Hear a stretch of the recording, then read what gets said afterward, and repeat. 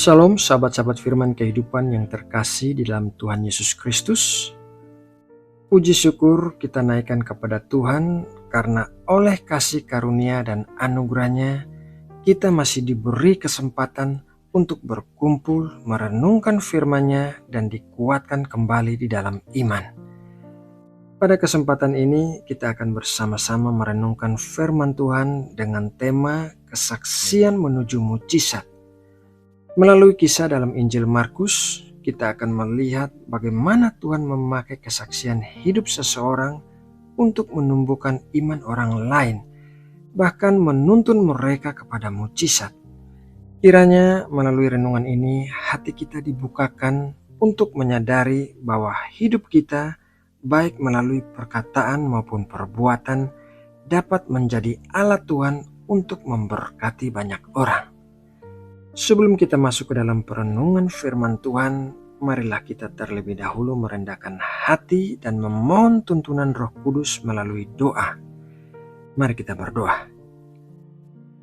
Allah Bapa kami yang penuh kasih, kami mengucap syukur kepadamu atas anugerah kehidupan, kesehatan, dan kesempatan yang Kau berikan kepada kami saat ini. Terima kasih ya Tuhan, karena Engkau adalah Allah yang hidup, yang masih bekerja dan berkarya di tengah-tengah umat-Mu. Saat ini kami hendak merenungkan firman-Mu. Kami menyadari bahwa tanpa pertolongan Roh Kudus, kami tidak mampu mengerti kehendak-Mu dengan benar. Oleh sebab itu, kami mohon bukalah hati dan pikiran kami, lembutkan hati kami agar firman-Mu boleh jatuh di tanah yang baik dan menghasilkan buah dalam kehidupan kami.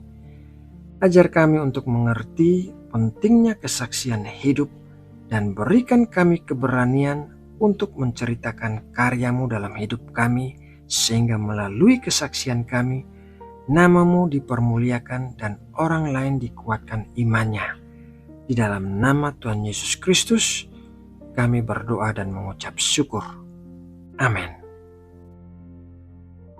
Sahabat firman kehidupan yang terkasih, dalam kehidupan orang percaya, kesaksian seringkali dianggap sebagai sesuatu yang sederhana, sekedar menceritakan apa yang Tuhan lakukan dalam hidup kita. Namun Alkitab menunjukkan bahwa kesaksian bukanlah hal kecil. Kesaksian memiliki kuasa. Kesaksian dapat membuka jalan bagi iman orang lain. Kesaksian bisa menjadi jembatan yang menuntun seseorang kepada perjumpaan pribadi dengan Tuhan Yesus dan mengalami mujizatnya. Seringkali kita tidak menyadari bahwa apa yang Tuhan kerjakan dalam hidup kita yang mungkin terasa biasa bagi kita justru dapat menjadi titik balik bagi kehidupan orang lain. Melalui kisah perempuan yang sakit pendarahan dalam Markus 5 dan kemungkinan keterkaitannya dengan kesaksian seorang yang disembuhkan dari penyakit kusta dalam Markus 1, kita diajak untuk melihat betapa pentingnya sebuah kesaksian dalam rencana Allah. Pertama-tama mari kita membaca Markus 1 ayat 40-45.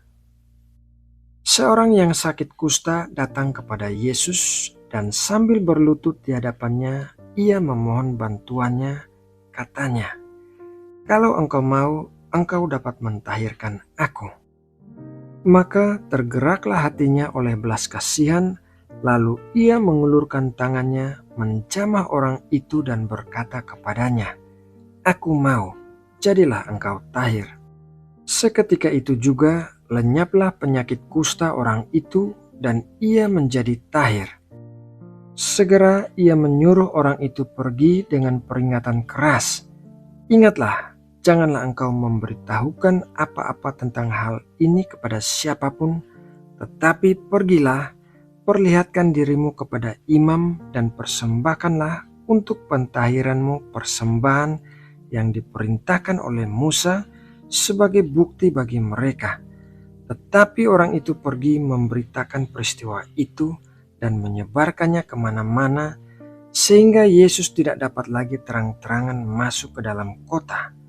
ia tinggal di luar di tempat-tempat yang sepi, namun orang terus juga datang kepadanya dari segala penjuru. Kisah tersebut adalah tentang seorang yang sakit kusta datang kepada Tuhan Yesus. Dalam hukum Taurat, orang kusta adalah orang yang najis, terasing, dan tidak boleh bersentuhan dengan siapapun. Orang kusta harus hidup di luar perkampungan dan berseru, "Najis, najis," jika ada orang mendekat. Penyakit ini bukan hanya menghancurkan tubuh, tetapi juga martabat, relasi, dan harapan hidup seseorang. Namun, orang ini berani datang kepada Tuhan Yesus dan berkata, "Kalau engkau mau, engkau dapat mentahirkan aku." Sebuah kalimat yang penuh iman dan kerendahan hati. Tuhan Yesus tergerak oleh belas kasihan. Tuhan Yesus menjamah dia, sesuatu yang tidak pernah dilakukan orang lain, dan Tuhan Yesus berkata, "Aku mau, jadilah engkau tahir." Seketika itu juga penyakit kustanya lenyap. Tuhan Yesus kemudian memberi perintah yang sangat jelas. Orang itu diminta untuk tidak mengatakan apa-apa kepada siapapun, tetapi pergi mempersembahkan korban sesuai dengan hukum Musa. Namun Alkitab mencatat bahwa orang itu justru pergi dan memberitakan peristiwa itu kemana-mana. Ia tidak bisa diam. Ia tidak mampu menahan sukacita dan keheranan atas apa yang Tuhan lakukan dalam hidupnya. Secara manusia, kita mungkin berpikir bahwa orang itu tidak taat. Tetapi di sisi lain, kita melihat satu hal yang sangat kuat, yaitu kesaksian yang lahir dari hati yang sungguh-sungguh mengalami kasih dan kuasa Tuhan hampir mustahil untuk dibungkam. Ketika seseorang disentuh oleh Tuhan secara nyata, ada dorongan alami untuk menceritakannya. Kesaksian orang ini begitu luas dampaknya sehingga Tuhan Yesus tidak lagi dapat masuk ke kota-kota dengan terang-terangan. Orang-orang datang dari segala penjuru. Galilea menjadi wilayah yang penuh dengan cerita tentang Tuhan Yesus, tentang kuasanya, belas kasihannya, dan mujizatnya. Beberapa waktu kemudian, masih di wilayah Galilea, kita membaca kisah seorang perempuan yang sakit pendarahan selama 12 tahun. Markus 5 ayat 25-34. Ia telah menghabiskan seluruh hartanya untuk berobat kepada banyak tabib, tetapi keadaannya tidak membaik, malah semakin memburuk. Secara sosial dan religius, ia juga tergolong najis. Ia tidak boleh menyentuh siapapun dan siapapun yang disentuhnya menjadi najis. Yang menarik di sini adalah motivasi iman perempuan ini. Alkitab mencatat, sebab katanya, "Asal ku jamah saja jubahnya, aku akan sembuh." Pertanyaannya adalah, dari mana keyakinan ini muncul? Mengapa ia begitu yakin bahwa hanya dengan menjamah jubah Tuhan Yesus ia akan sembuh? Sangat besar kemungkinan bahwa iman ini tumbuh dari apa yang ia dengar. Markus 5 ayat 27 berkata, dia sudah mendengar tentang Yesus. Apa yang ia dengar? Bisa jadi salah satunya adalah kesaksian orang kusta yang telah disembuhkan di wilayah yang sama, yaitu di Galilea. Kesaksian itu mungkin beredar dari mulut ke mulut tentang seseorang yang najis dijamah oleh Tuhan Yesus, tentang kesembuhan yang terjadi seketika, tentang belas kasihan Tuhan yang melampaui batas hukum dan stigma sosial. Kesaksian seseorang yang dipulihkan menjadi benih iman bagi orang lain. Perempuan ini mungkin berpikir, jika Yesus mau menjamah orang kusta dan mentahirkannya, maka menjamah jubahnya saja cukup bagiku untuk sembuh. Kesaksian menghasilkan iman. dan iman membawa seseorang kepada tindakan iman. Perempuan ini tidak berani datang secara terang-terangan. Ia tidak meminta Tuhan Yesus menjamahnya. Ia tahu statusnya. Ia tahu resikonya. Namun ia melangkah dengan iman yang lahir dari apa yang ia dengar. Ia menerobos kerumunan dan menjamah jubah Tuhan Yesus. Seketika itu juga pendarahannya berhenti. Tubuhnya merasakan bahwa ia telah sembuh. Tuhan Yesus kemudian berhenti dan bertanya, "Siapa yang menjamah aku?" Bukan karena Tuhan Yesus tidak tahu, tetapi karena ia ingin membawa iman yang tersembunyi itu menjadi kesaksian yang terbuka. Perempuan itu akhirnya maju dengan takut dan gentar, lalu ia menceritakan seluruh kebenaran. Di hadapan banyak orang, Tuhan Yesus berkata, "Hai anakku, imanmu telah menyelamatkan engkau. Pergilah dengan selamat dan sembuhlah dari penyakitmu." Sekarang perempuan ini tidak hanya menerima kesembuhan, tetapi juga dipulihkan martabatnya. Ia tidak lagi sembuh secara diam-diam. Ia menjadi saksi hidup dari kuasa Tuhan. Sahabatku yang terkasih, perhatikan pola yang indah ini. Kesaksian menimbulkan iman. Iman melahirkan tindakan iman sehingga menerima mujizat. Dan dari mujizat itu muncul kesaksian baru. Apa yang dimulai dari satu kesaksian berlipat ganda menjadi kesaksian berikutnya. Seringkali kita meremehkan kesaksian kita sendiri. Kita berpikir, kesaksian saya tidak sehebat orang lain. Saya tidak mengalami mujizat besar. Hidup saya hanya biasa-biasa saja.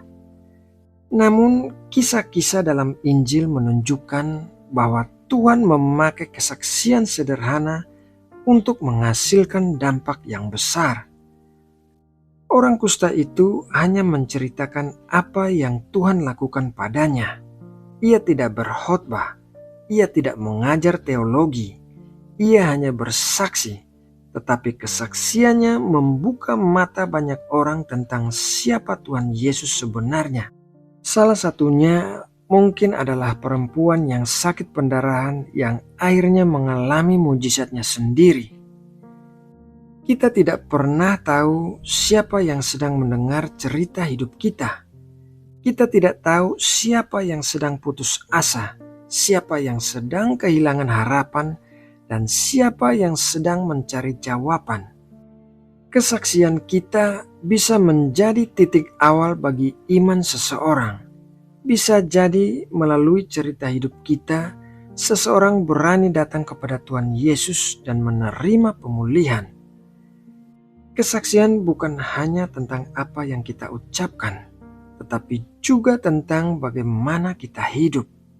Sikap kita dalam penderitaan, respon kita terhadap masalah, kesetiaan kita dalam proses, dan kerendahan hati kita dalam keberhasilan, semuanya itu berbicara.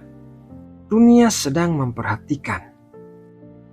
Tuhan tidak menuntut kita untuk memiliki kisah yang spektakuler. Tuhan rindu kita setia menceritakan apa yang benar-benar Dia lakukan dalam hidup kita. Ketika kita jujur dan rendah hati dalam bersaksi, Roh Kudus yang akan bekerja menumbuhkan iman di hati orang lain. Sahabat firman kehidupan yang terkasih, melalui kisah perempuan yang sakit pendarahan dan orang kusta yang disembuhkan, kita belajar bahwa kesaksian bukanlah pelengkap dalam kehidupan iman, melainkan bagian penting dari rencana Allah. Kesaksian dapat menjangkau tempat-tempat yang tidak bisa kita datangi. Kesaksian dapat berbicara kepada hati yang tidak bisa kita sentuh. Kesaksian dapat menuntun orang lain kepada mujizat yang telah Tuhan sediakan bagi mereka. Kiranya kita tidak menahan kesaksian kita karena takut, malu, atau merasa tidak layak. Apa yang Tuhan lakukan dalam hidup kita mungkin adalah jawaban doa bagi orang lain. Biarlah hidup dan perkataan kita menjadi alat di tangan Tuhan, sehingga melalui kesaksian kita, banyak orang berani datang kepada Tuhan Yesus dan mengalami kuasanya secara pribadi. Nah, sahabatku, demikianlah renungan firman Tuhan hari ini. Mari kita berdoa. Bapa kami yang ada di sorga, kami bersyukur untuk firman-Mu yang telah kami dengar dan renungkan. Terima kasih karena Engkau kembali mengingatkan kami bahwa kesaksian hidup kami memiliki arti dan tujuan di hadapan-Mu. Kami menyadari bahwa apa yang Engkau lakukan dalam hidup kami bukan hanya untuk kami sendiri, tetapi juga untuk menjadi berkat bagi orang lain.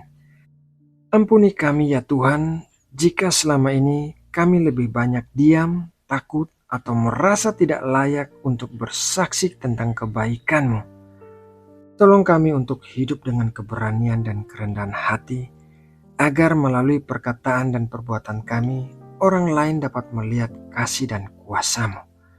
Pakailah hidup kami sebagai alat di tangan-Mu, dan biarlah kesaksian kami menumbuhkan iman, menguatkan yang lemah, menghibur yang terluka, dan menuntun banyak orang untuk datang kepada Tuhan Yesus dan mengalami mujizat-Mu.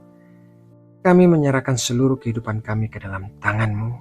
Kiranya firman yang kami terima hari ini tidak hanya menjadi pengetahuan, tetapi sungguh-sungguh menjadi kehidupan yang nyata dalam setiap langkah kami.